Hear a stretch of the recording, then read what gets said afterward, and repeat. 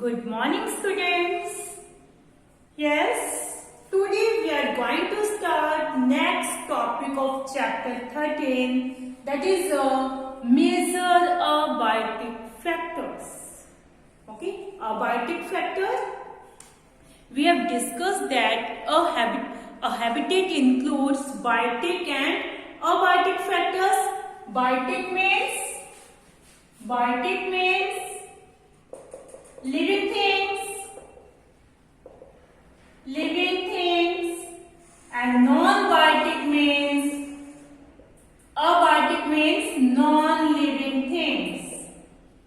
non-living things. So biotic means living things and abiotic means non-living things. So abiotic components also play an important role in the formation of an habitat. Okay, it decides the climate of a habitat. Okay, so major abiotic factors are temperature, water, light and soil. Now we discuss these factors one by one. First is temperature. Temperature is the most important environmental factor.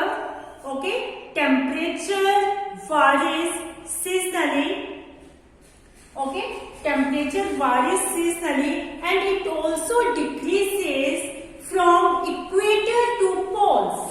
Okay, this is the earth, this is equator and these are the poles.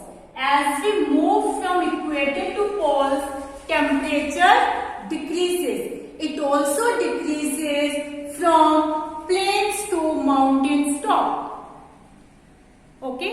In desert, in summer, there are 50 degrees Celsius temperature.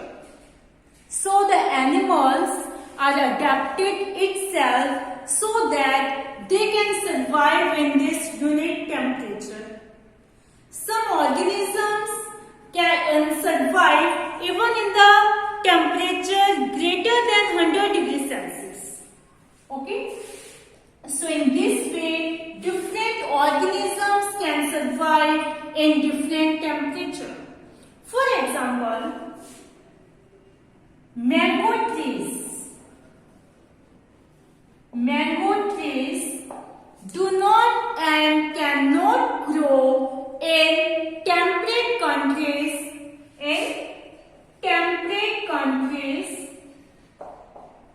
like Canada and Germany.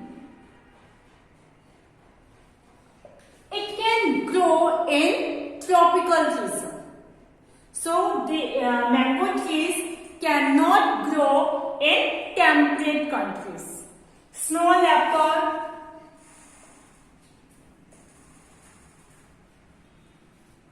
are not found in Kerala forest.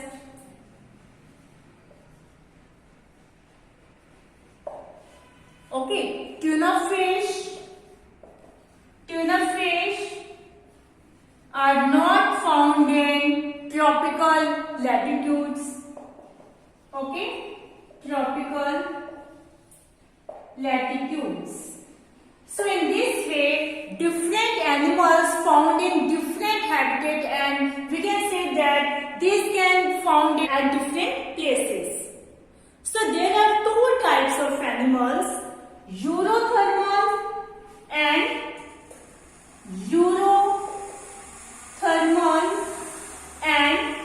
Stenothermal. The organisms that can tolerate a wide range of temperature are called Eurothermal. That can tolerate high range of temperature. Okay, we can say that wide range of temperature. That means if the temperature is 5 degrees Celsius, 10 degrees Celsius, they can survive in this temperature, and and they can survive in 40 degrees Celsius and 50 degrees Celsius also. So in this way, the organisms that can tolerate wide range of temperature, these are known as eurythermal. And the organisms, the animals that can tolerate narrow range of temperature, that can tolerate narrow range of temperature, known as stenothermal. The examples of eurothermal are mammals, birds and mammals are the eurothermal animals. And stenothermal, the examples of stenothermal are fishes, amphibians, and some reptiles. So in this way, different organisms can survive in different temperature at different places. Okay? So this is the abiotic factor, temperature. Now second is water. Now we discuss second abiotic factor, that is water. Yes, water. Water is also most important environmental factor. Okay. We can say that without water, life is not possible. Okay, it helps in sustainable development of living organism. We can say that the continuous development of living organism. It helps in continuous development of living organism. In photosynthesis process, plants use water. Plants use water to make food. Okay, in enzymatic reaction,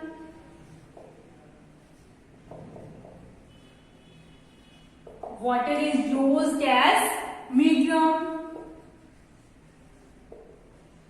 Okay, and water is also a good solvent. It can dissolve substances.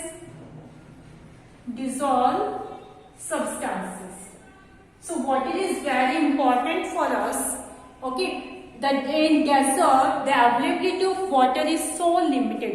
So special adaptations are needed to make life possible there. So the animals that live in desert, they adapt itself so that they can survive in desert without water, or we can say that the limited amount of water.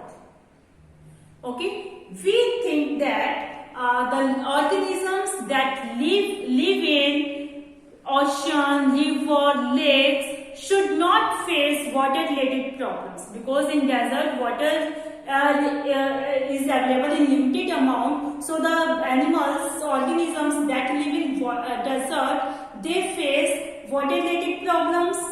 Okay, so they adapt itself. In this way they can survive in that in limited amount of water, like camel, cactus, etc. So the animals that live in river, oceans, they also face water related problems. Yes. And for aquatic animals, the animals that live in water, known as aquatic animals. For aquatic animals, the quality of water becomes important. Quality of water includes chemical composition and the pH of water. Okay. So the chemical composition of water,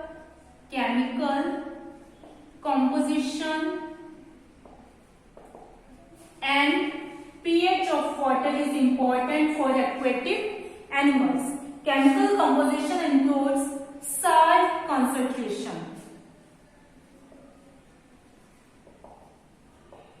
Okay. In inland water. Inland water means fresh water of lake. Fresh water of pond. Okay, inland water. The salt concentration in inland water is less than 5%. In seawater, it is about 30 to 35% salt is present.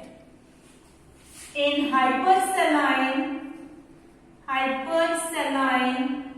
lagoons, the salt concentration more than 100%. More than 100%. यानी बहुत ज़्यादा salt present है. We can say that the high salt water, hypersaline lagoons means high salt water.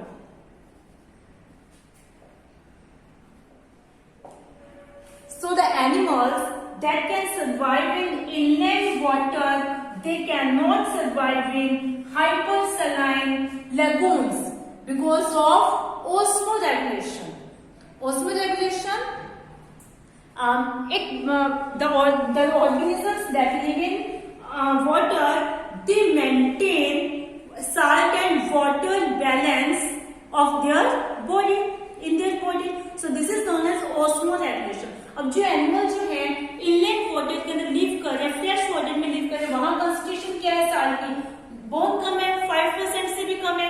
लेकिन ये जो water है हाइपरसैलाइन लैगून्स का जो वाटर है ये बहुत ज्यादा साल्ट है. अब जब ये इनलैंड वाले एनिमल्स जो हैं इस वाटर के अंदर आएंगे तो उनकी बॉडी का जो फ्लूइड है वो बाहर आना स्टार्ट हो जाएगा ऑस्मोरेगुलेशन की वजह से, ऑस्मैटिक प्रेशर की वजह से. Okay, so the animals that live in inland water, they cannot survive in hypersaline water. So there are two types of aquatic animals. Okay, urosaline on the basis of salt concentration. Okay, in water, animals are of two types: urosaline and stenosaline. ठीक है, जैसे हमने temperature वाले में बात की थी, यूरोथर्मल और stenothermal.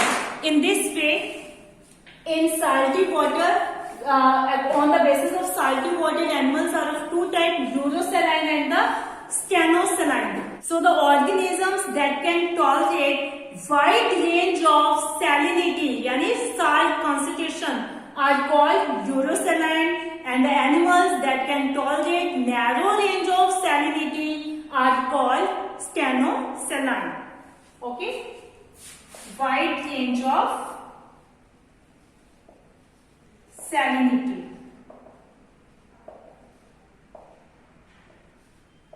They can tolerate wide range of salinity, and the stenosalines are the animals, organisms that can tolerate narrow range of salinities. Okay, salinities means salt concentration. So in this way, different organisms live in different types of animals, different types of organisms are found in different types of water. Okay, so next is light. Now we discuss about light. Yes, next a Bartik factor is light. Light is also important. We know that the plant can produce their food by the process of photosynthesis in the presence of sunlight. Okay, so plants are autotrophs because they can make their own food in the presence of sunlight. They have chlorophyll pigment in their leaves so that they can capture the energy of the sunlight and able to make their food. But photoperiod is also important. Okay, photoperiod means duration of light, time duration of light. Photoperiod means time duration of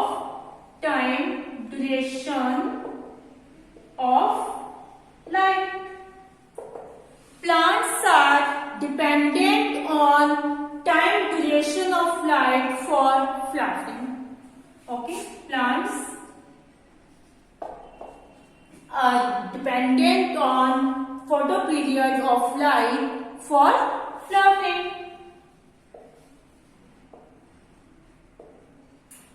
For example, in forest, small trees are adapted to photosynthesis under very low light condition because they are constantly overshadowed by the tall canopy trees.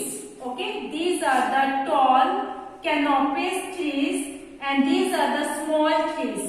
So the light of sun is blocked by these large trees and the small trees cannot get this light. So small trees are adapted to photosynthesis under very low light conditions. Okay यानी बहुत कम light इन्हें मिले तब भी ये क्या कर सकते हैं, फोटोसिंथेसिस प्रोसेस करके अपना क्या बना सकते हैं, फूड बना सकते हैं. Animals are also dependent on photo period of light for reproductive cycle and migratory activities.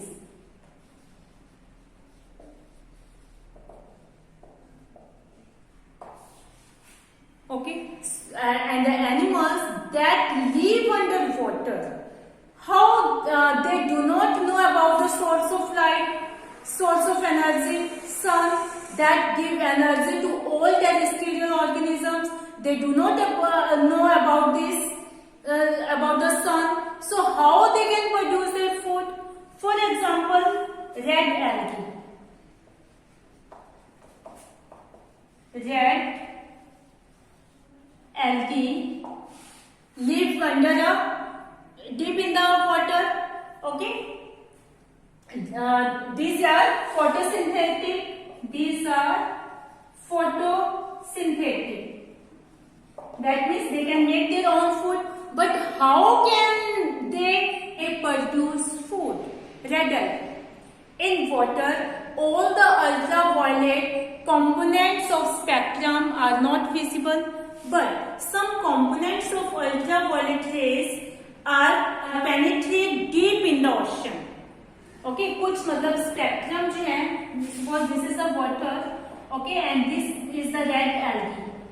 This red algae found deep in the ocean, deep in the water. Okay, so the spectrum of the light, all ultraviolet component of spectrum are not visible in water, but some components of ultraviolet rays penetrate deep in the water. Okay, कुछ जो है इसके अंदर चले जाते हैं and red algae will be able to produce food.